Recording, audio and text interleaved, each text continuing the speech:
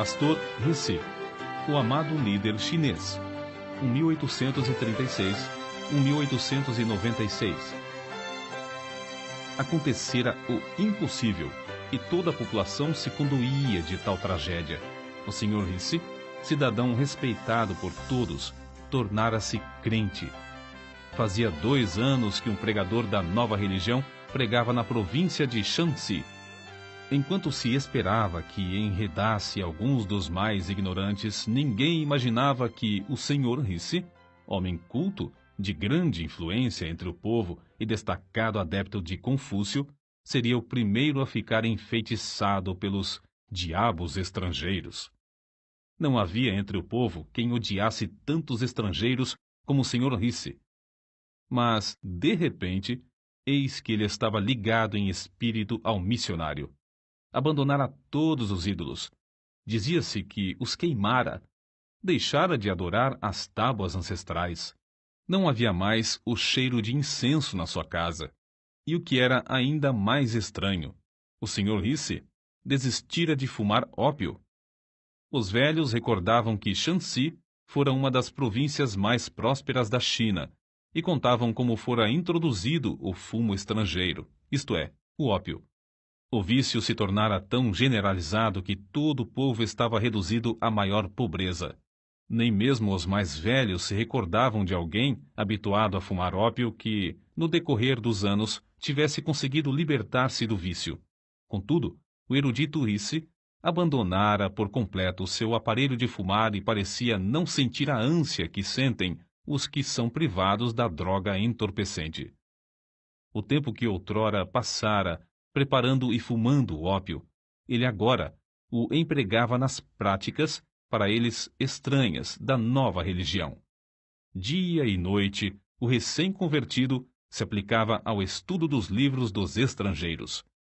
Às vezes, cantava de uma maneira singular, e outras vezes de joelhos, e com os olhos fechados falava ao Deus dos estrangeiros, o Deus que ninguém via e que não tinha santuário para localizar-se. Dia após dia, a Sra. Rissy notava a grande transformação na vida do marido e começou a abandonar o intenso ódio que sentiu quando ele se converteu. Quando acordava à noite, via-o absorto, lendo o precioso livro dos livros, ou ajoelhado, suplicando ao Deus invisível que sentia estar presente. A persistência do homem em reunir todos os membros da família diariamente para os cultos estranhos foi tal que ganhou também sua esposa para Cristo.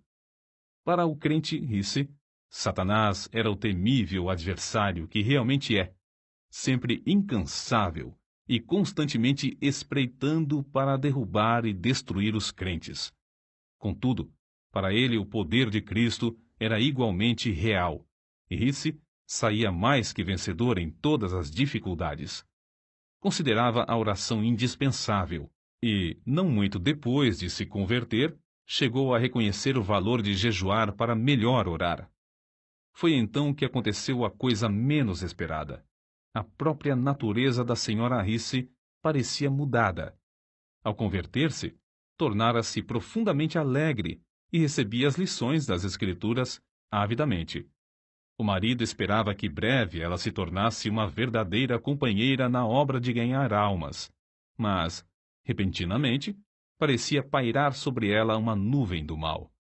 Apesar de todos os esforços, sentia-se levada, contra a própria vontade, a praticar tudo quanto o diabo sugerisse. Caía, especialmente na hora do culto doméstico, com ataques violentos de cólera. O povo então dizia: o Rissy e sua esposa estão ceifando o que semearam. É, como afirmamos desde o começo, uma doutrina do diabo. E agora, a Sra. Rissy está possuída de demônios. Durante algum tempo, o inimigo das almas parecia invencível. A Sra. Rissy, apesar de todas as orações dos crentes, continuava a definhar, ficando quase sem forças. Nesta altura, Rissy, confiando no poder de Deus, chamou todos os membros da família para jejuarem e dedicarem-se à oração. Depois de orarem 3 dias e 3 noites seguidas em jejum, Rissy, sentindo-se fraco no físico, mas forte no espírito, pôs as mãos sobre a cabeça da esposa e ordenou, em nome de Jesus, que os espíritos imundos saíssem para nunca mais a atormentarem.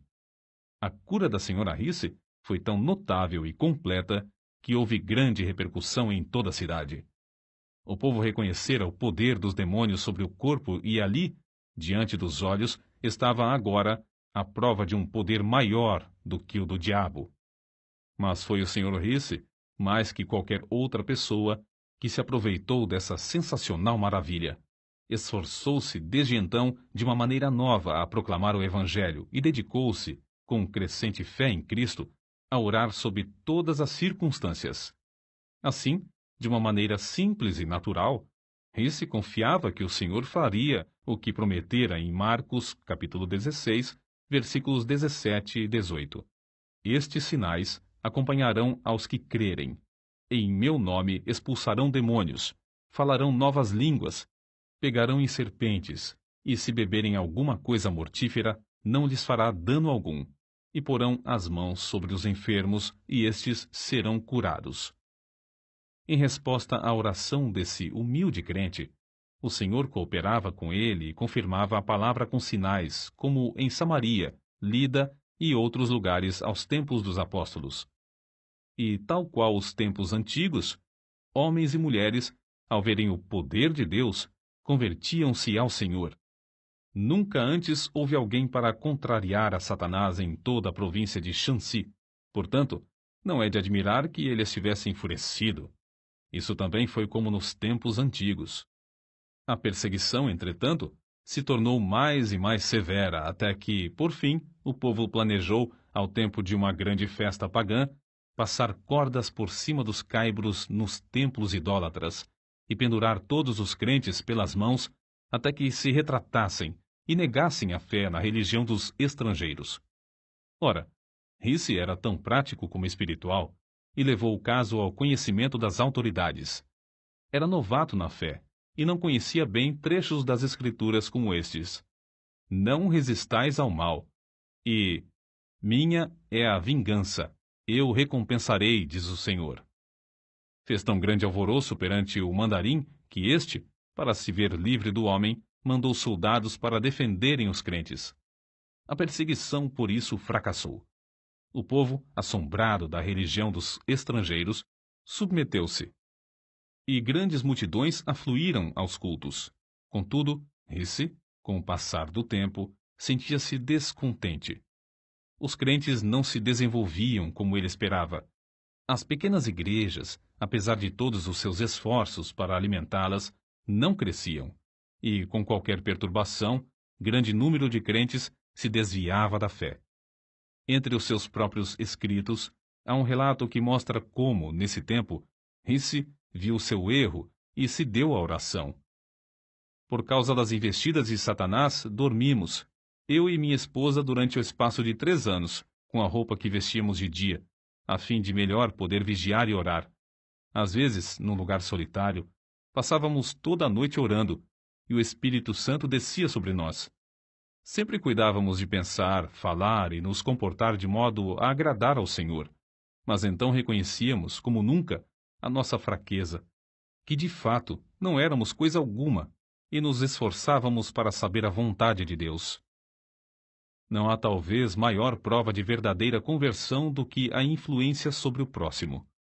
Depois de Risse procurar estar mais perto do Senhor, foi eleito chefe pelo povo do vilarejo onde morava, cargo que recusou de início, porque não podia participar dos ritos no templo pagão. Mas esse fato foi previsto pelo povo, de modo que insistiram para que aceitasse a magistratura com a condição de ficar desobrigado de quaisquer solenidades que diziam respeito aos deuses. É somente ele nos mandar e nós faremos, dizia a multidão. Porém, quando Risse recusou, a não ser que o povo cessasse todas as cerimônias pagãs e fechasse o seu templo, todos voltaram para casa.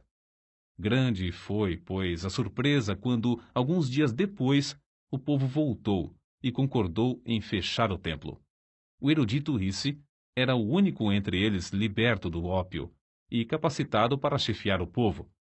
O fervoroso crente, então, assumiu o cargo, como um serviço a ser feito perante o Senhor. Houve boa safra, bom êxito na parte financeira, e prevaleceram a paz e o contentamento. Foi reeleito para o 2º ano e para o 3º, mas quando reeleito para o 4º ano, recusou o cargo, insistindo em dizer que devia entregar todo o seu tempo na obra de evangelização, obra que aumentara grandemente. Quando o povo elogiava pela boa maneira como servia a todos, ele respondia com um sorriso. Agora, os ídolos por certo já morreram de fome, e seria mais econômico se os não ressuscitasseis. Foi uma lição prática e que perdurou por muito tempo. O grande problema que o pastor Risse tinha de enfrentar era o da salvação de um povo dado a fumar ópio. Devia haver um meio de libertar os infelizes escravos do desespero indescritível. Porque o Filho de Deus veio com um alvo definido de procurar e salvar os perdidos. Enquanto o pastor Risse orava sobre esse problema, foi dirigido a converter a sua casa em abrigo e convidou para ajudá-lo um missionário que tinha um remédio para aliviar a ânsia dos viciados quando privados da droga.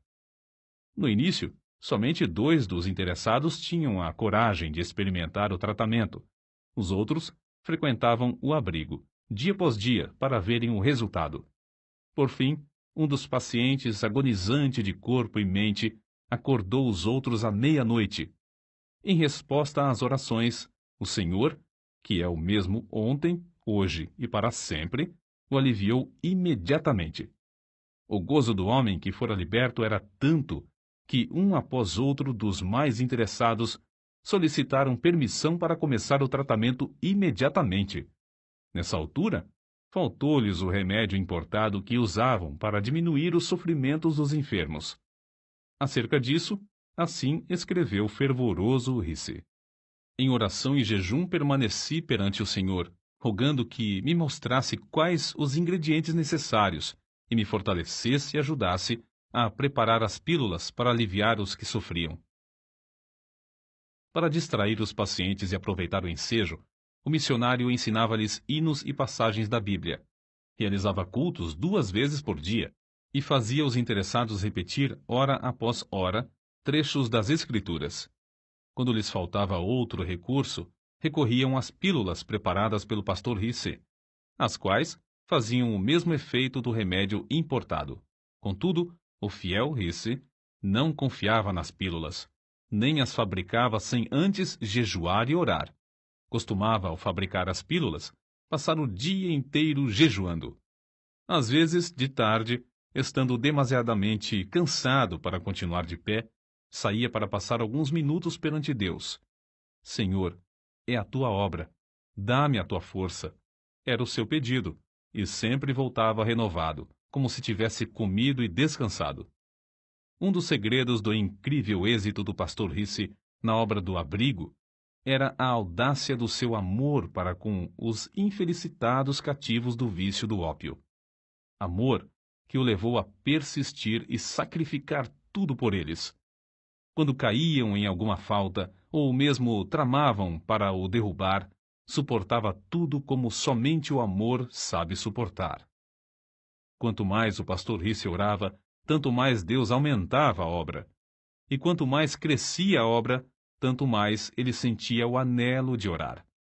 Em vez de ficar escravizado pelas inumeráveis obrigações, deliberadamente dedicava horas, e mesmo dias, frequentemente em jejum para orar perante o Senhor a fim de saber a sua vontade e receber da sua plenitude.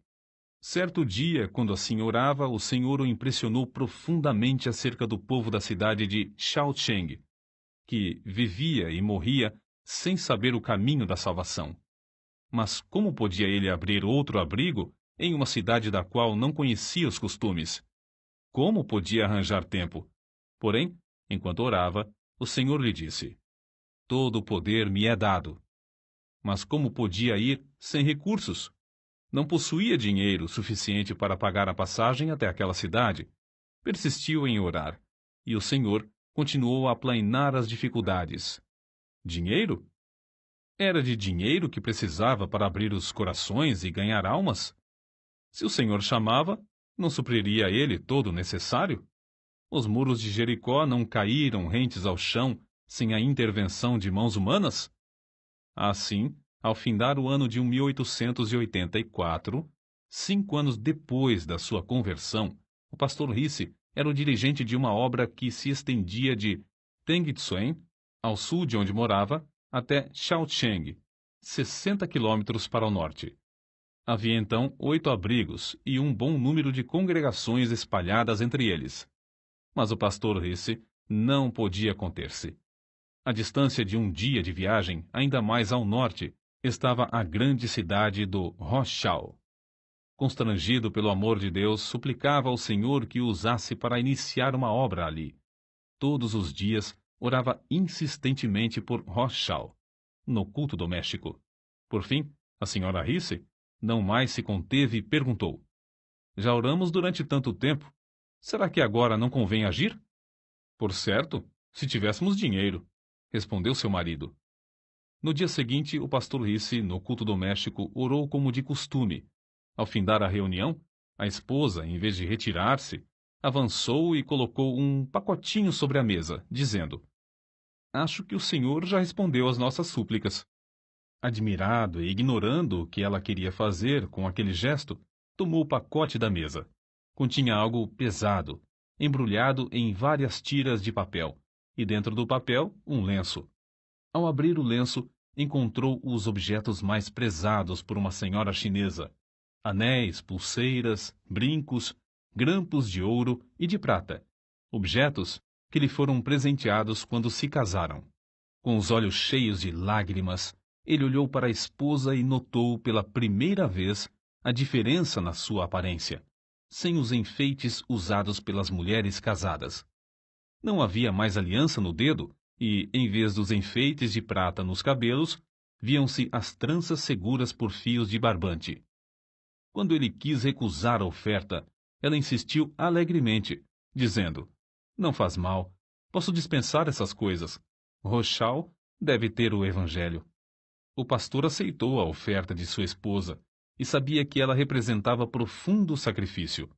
A doação foi suficiente para construir o abrigo, que logo se tornou um centro de luz e bênção na grande cidade.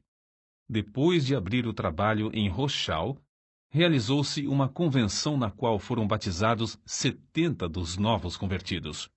O poder de Deus era tal e a assistência tão grande às reuniões que foi necessário realizar os cultos ao ar livre, apesar das grandes chuvas. Como o evento se deu após um grande período de seca, os crentes não queriam orar ao Senhor para que retivesse a chuva. Certo moço endemoninhado, do abrigo de Shaocheng, assistiu a essa convenção.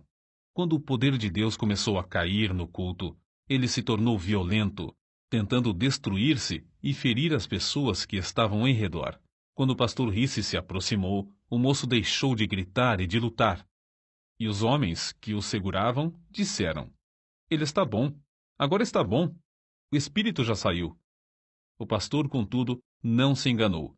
Pondo as mãos sobre a cabeça do moço, orou com instância, no nome de Jesus. Houve alívio imediato, e quando o pastor se retirou, o moço parecia completamente liberto. Certo crente, comovido ao presenciar tudo isso, tirou $50 do bolso e disse ao pastor: Aceite isso. Sei que as despesas da obra são grandes. O pastor, surpreendido, aceitou o dinheiro, mas ao pensar sobre o caso, sentiu-se turbado. A importância era muito elevada e ele a aceitara sem pedir conselho ao Senhor. Retirou-se imediatamente para levar o caso a Deus. Apenas tinha começado a orar, chegou um crente apressado. O endemoniado estava mais violento do que nunca, e os homens não podiam segurá-lo. Ao chegar o pastor à presença do moço, o espírito clamou: Podes vir, mas não te temo mais. Parecias tão elevado como os céus, mas agora é baixo, vil e insignificante. Não tens mais poder para me domar. O pastor, reconhecendo que perdera a fé e o poder ao aceitar o dinheiro, dirigiu-se ao crente que lhe o dera, enquanto o infeliz endemoniado blasfemava em alta voz. Devolveu toda a importância, explicando como, ao receber o dinheiro, perdera seu contato com Deus. Depois, com as mãos vazias, mas com o coração cheio de gozo, voltou novamente para onde estava a multidão alvoroçada. O moço continuava furioso. O pastor, porém, estava em contato com o mestre. Calmamente e em nome de Jesus, ordenou ao espírito que se calasse e saísse. O moço deu um grito e foi lançado ao chão pelo demônio, onde ficou alguns minutos contorcendo-se em dores agonizantes. Então se levantou, com o corpo abatido, mas completamente liberto do espírito maligno. Certo missionário escreveu o seguinte acerca de Risse. O pastor Risse era perenemente alegre, servia ao próximo incansavelmente, tratava a todas as pessoas com a maior delicadeza. Nunca se comportou levianamente, nem desperdiçou o tempo em assuntos desnecessários. Ganhar almas era a paixão da sua vida. Era impossível estar com o pastor Risse sem orar. Seu instinto em tudo era o de olhar para Deus. Muito antes de clarear o dia, ouvia-o no seu quarto, orando e cantando horas a fio. A oração se parecia com a atmosfera em que vivia, e ele esperava e recebia de Deus as mais destacadas respostas. Lembro-me de que, certa vez, quando viajava com ele, hospedamo-nos em uma pequena pensão. Foi procurado por uma mulher que tinha uma criança de colo enferma e que sofria muito. Homens e mulheres, em todos os lugares por onde passava, também o procuravam. Reconheciam que era homem de Deus e que podia socorrê-los. O pastor Risse ficou em pé imediatamente, cumprimentou a mulher com o filhinho, tomou-o nos braços e orou pedindo a Deus que o curasse. A mulher, grandemente consolada, partiu. Algumas horas depois, viu o menino são, correndo e brincando. Tais acontecimentos eram comuns. Nunca me esquecerei da convenção realizada em Pyongyang. Ao nos aproximarmos do local, durante a noite, ouvi os crentes chorando e orando em voz baixa. Ali estava o querido pastor Risse, juntamente com um grande número de irmãos, todos ajoelhados, clamando ao Senhor e suplicando que salvasse seus parentes e amigos. Acreditavam no poder da oração e se dedicavam à intercessão. Durante todo o inverno, o pastor Risse esteve sob o poder do Espírito e transmitia esse poder ao próximo.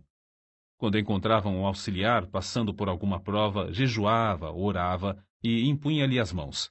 O resultado era que, geralmente, os auxiliares recebiam o mesmo poder. Nesse tempo, também havia grande falta de sujeição à palavra de Deus. O pastor Risse, porém, em tudo entregava-se à oração.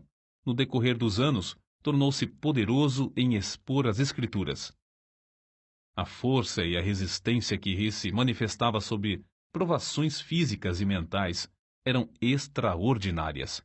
Recebia virtude de Deus para realizar a obra divina. Quando já velho, podia andar 45 quilômetros de uma vez, e depois de jejuar por 2 dias seguidos, podia ainda batizar 50 pessoas sem descansar e sem interrupção. Por fim, com a idade de 60 anos, no meio da lida desta vida, Deus o chamou. Na mesma sala onde, antes da sua conversão, fumava ópio, passou alguns meses de cama, sem qualquer sofrimento, apenas com as forças quase completamente esgotadas. Na manhã do dia 19 de fevereiro de 1896, ao fechar os olhos aqui no mundo para ir estar na presença de seu Senhor, centenas de seus filhos na fé, que o amavam ardentemente, não puderam mais conter-se, rompendo em grande choro e fortes soluços. Durante sua vida terrena, entregou tudo ao Senhor. Para ele, não existia coisa demasiado preciosa que não pudesse usar para o seu Jesus. Não havia labor árduo demais, se pudesse ganhar uma alma pela qual seu Salvador morrera. Nunca encontrou cruz pesada, se pudesse levá-la por amor de Cristo.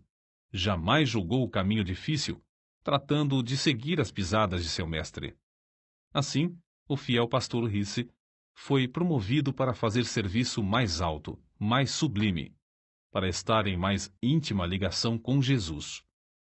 A obra pioneira que deixou em Shaoxing, Tengsuen, Roshao, Taiyuan, Pyongyang e dezenas de outros lugares é como pujante fortaleza e como resplandecente farol, dissipando as trevas do paganismo na China. Os abrigos e as igrejas fundados nesses lugares permanecem como imponente monumento à sua memória.